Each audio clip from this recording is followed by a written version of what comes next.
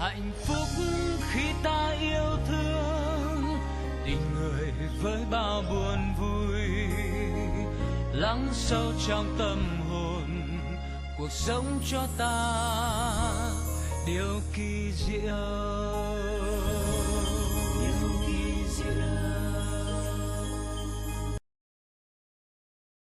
Cuộc chiến nông trại.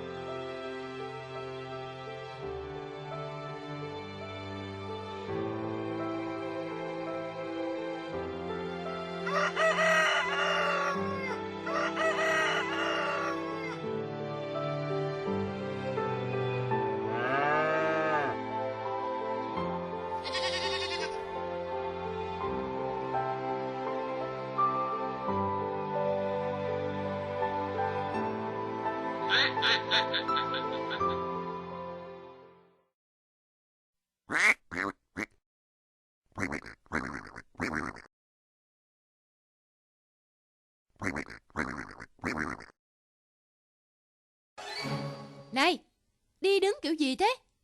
Tôi xin lỗi. Tôi không để ý. Xin lỗi mà được à?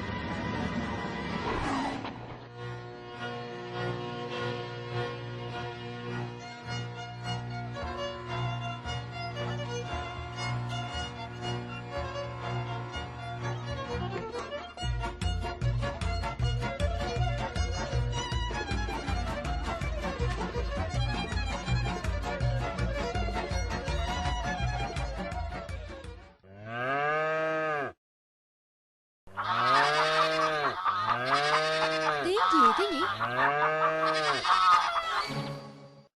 Chuyện gì thế này? Chúng mày định làm loạn đấy à?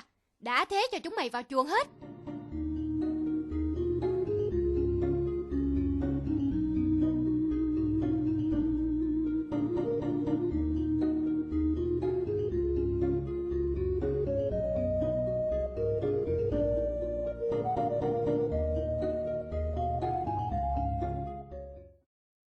Hạnh phúc khi ta yêu thương, tình người với bao buồn vui, lắng sâu trong tâm hồn, cuộc sống cho ta điều kỳ diệu.